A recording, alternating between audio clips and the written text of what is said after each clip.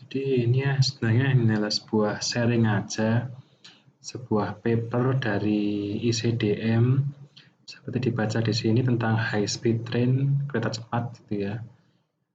Amplifikasi dari interaksi dengan jembatannya, jadi dinamika kereta. Seperti itu, dinamika kereta dengan jembatan. Seperti bisa dibaca di sini, ya ini kenapa bahasa Inggris, karena di ICDM harus pakai bahasa Inggris. Jadi yang dianalisa adalah suatu jembatan yang bentangnya tipikal 32 meter di kereta cepat itu. Train axle load 170 kN, length of the train is 200 meter, approximate ya. 200 meter, walaupun kalau di desain IMU itu 208. Jadi dibandingkan antara static equivalent load train dengan dinamikanya. Nah, static equivalent ini digunakan oleh LAPI, ITB gitu ya, konsultan. Sedangkan dinamika ini adalah sesuatu yang menurut saya perlu untuk ditinjau. Ini hanya pendapat pribadi saja, menurut saya. Jadi keretanya seperti ini. Nah, perlu dicatat di sini bahwa ukuran gangway di sini dalam analisa saya lupa mencantumkan ukuran gangway ini.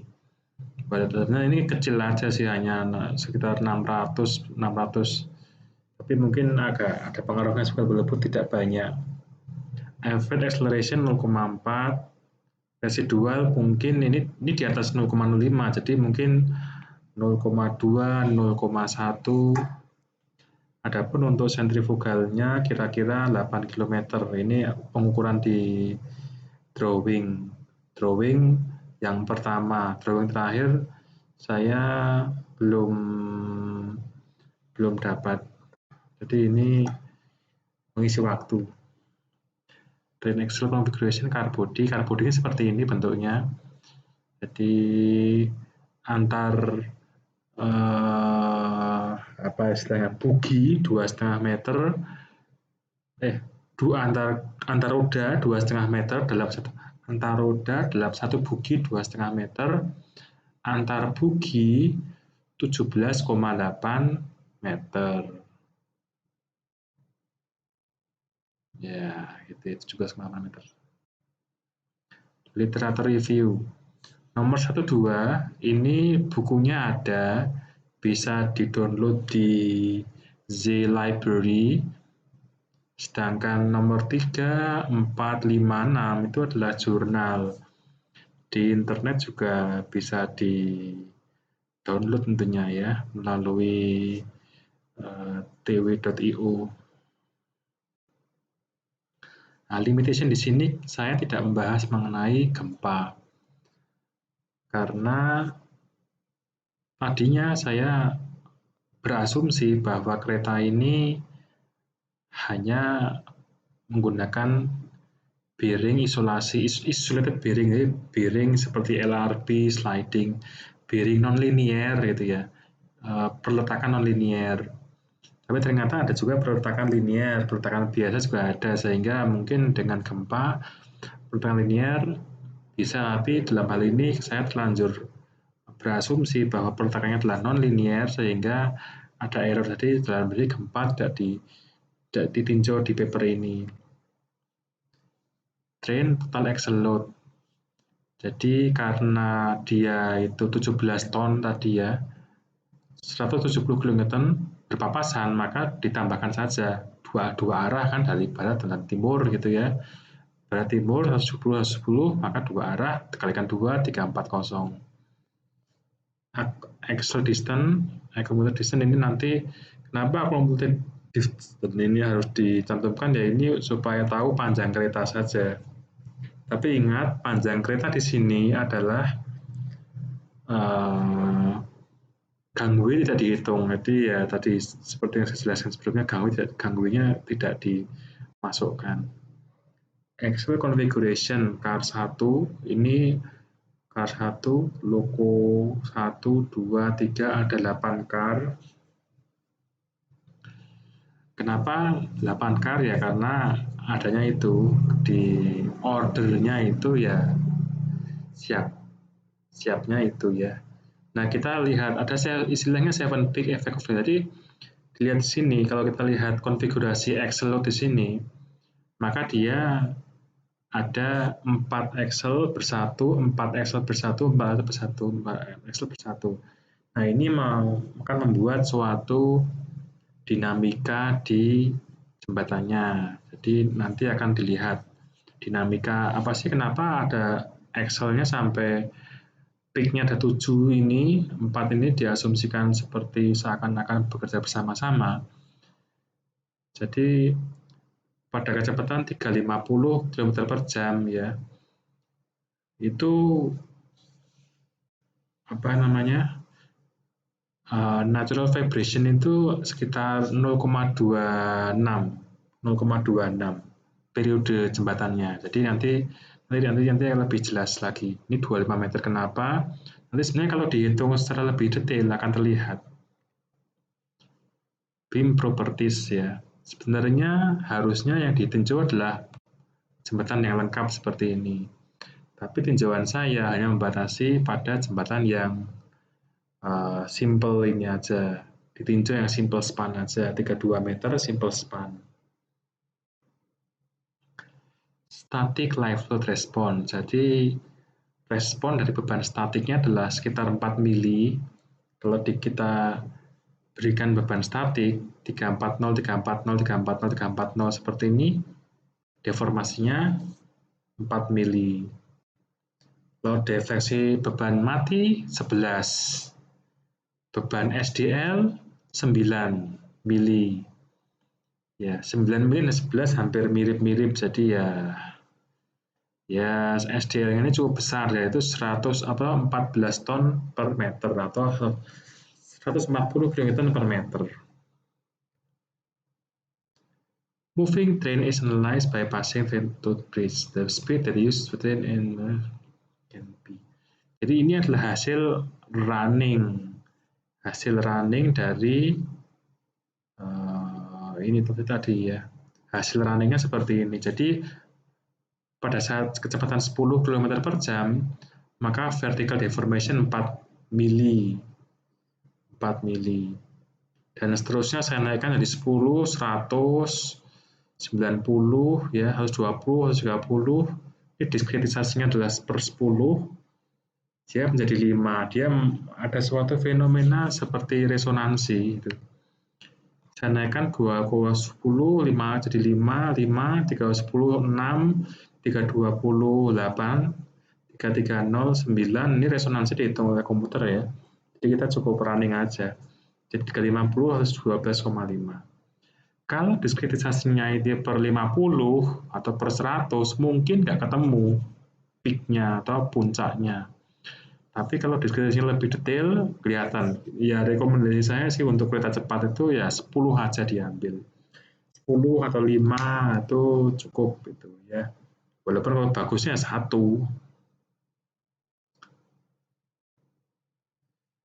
Jadi grafiknya seperti ini.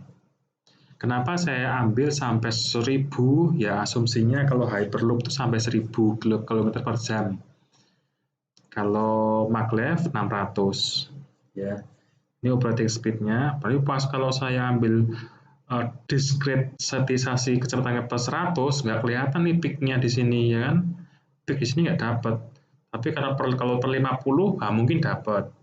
50. Per 10 lebih dapat lagi trennya. Tuh.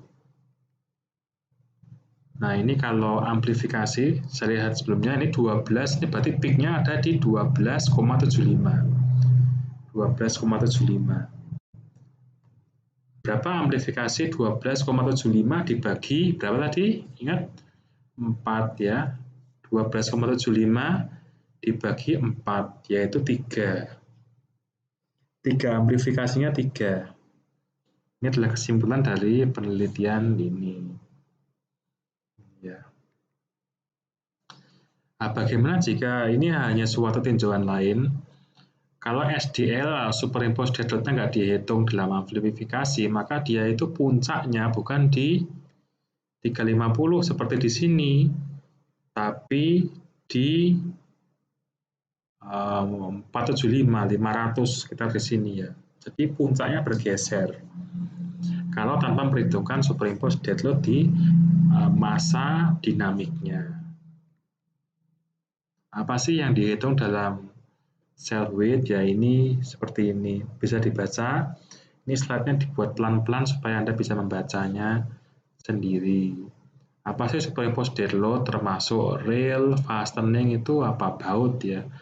Track slab, tracknya, mortal layer, OCS pilar ini sistem kelistrikan dari tiang-tiang listrik itu.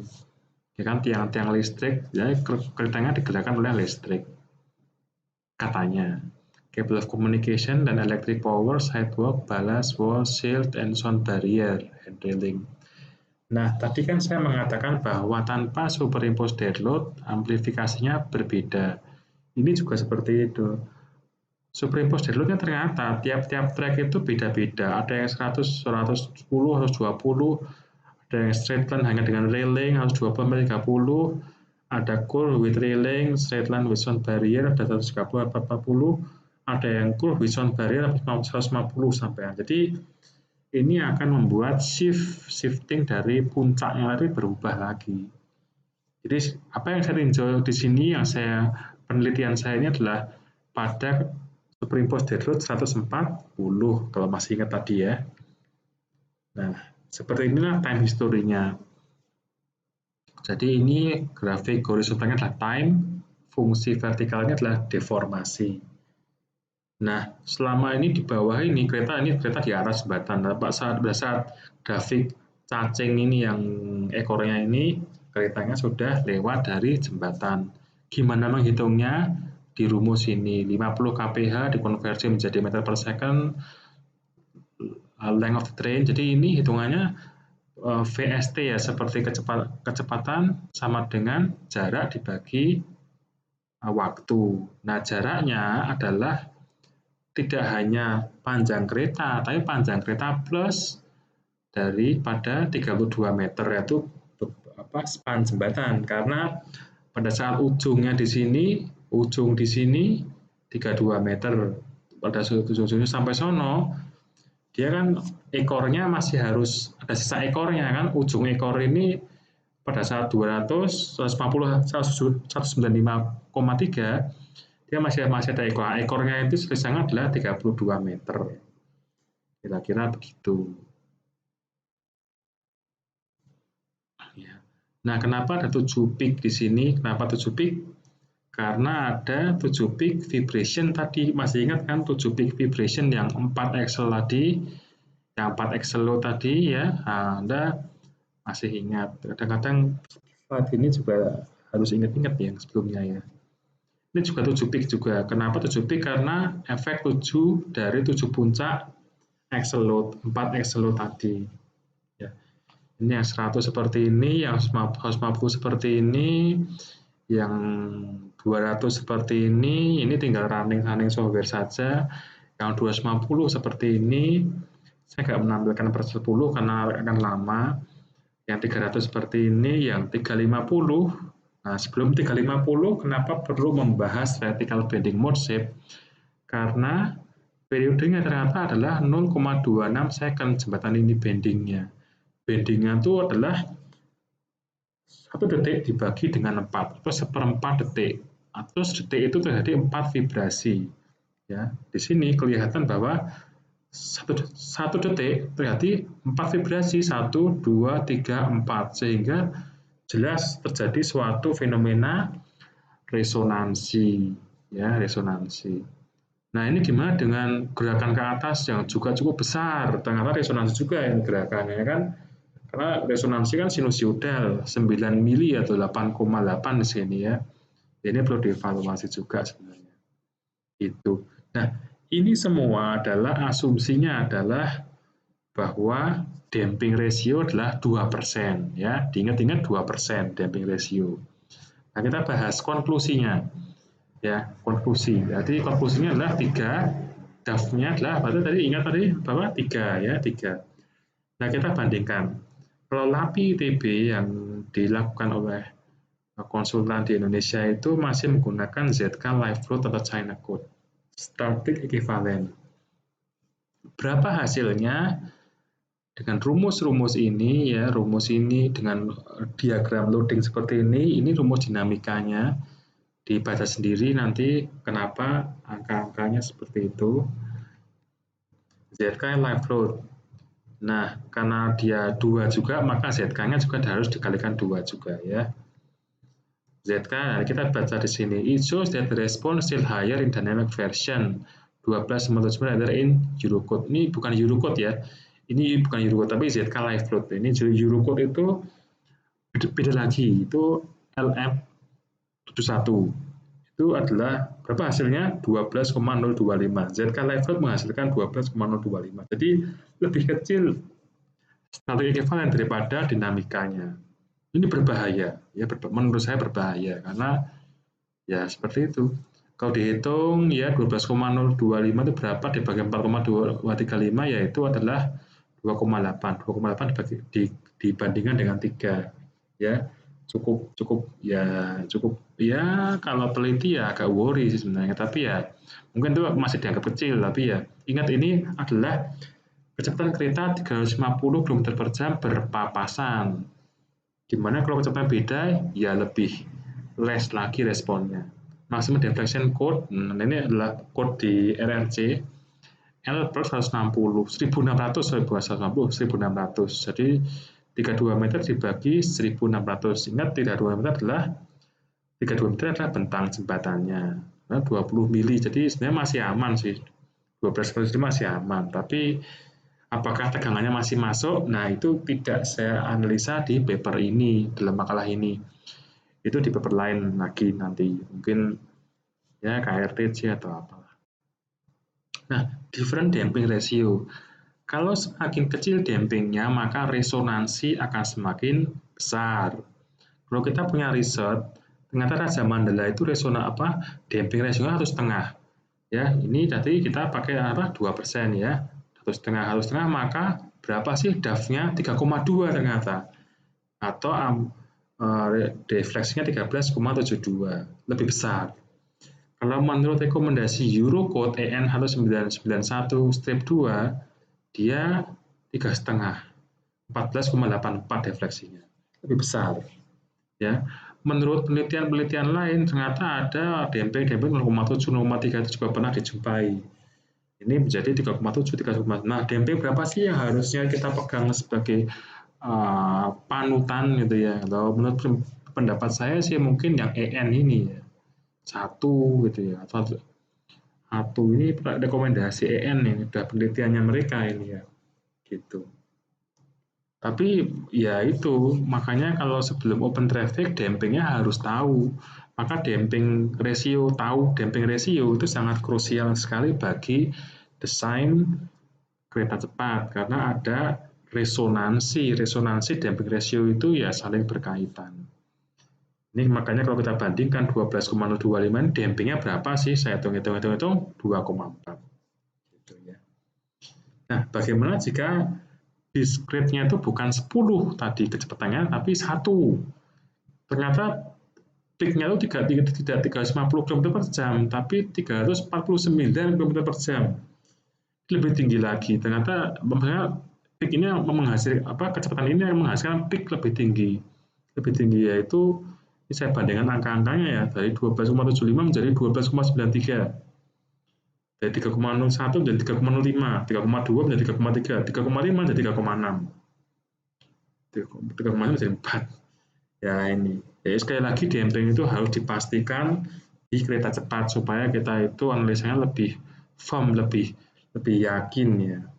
Dan akhirnya rekomendasinya adalah ya kalau nomor 1 ini intinya adalah sebaiknya itu lengkap jembatannya. Jadi sampai fondasi sampai pile cap gitu ya, sebaiknya. Tapi kalau nggak punya waktu ya begini ini. Nah, ini makanya kalau mau nomor 2, makanya kalau mau hitung gempanya ya mungkin pakai full version ya. Jadi bukan software yang bajakan atau limited version. Bajakan itu terlalu vulgar kadang-kadang mungkin. Nomor 3, mungkin necessary to use dynamic moving load lain daripada ZK live load. Jadi lebih baik pakai dinamika daripada ZK, atau dua-duanya dibandingkan, dua-duanya dipakai, dipilih salah satu yang mana yang lebih ekstrim, menghasilkan angka yang lebih ekstrim, itu yang dipakai. Nomor 4 ya, perlu dievaluasi semua jembatan ini ya.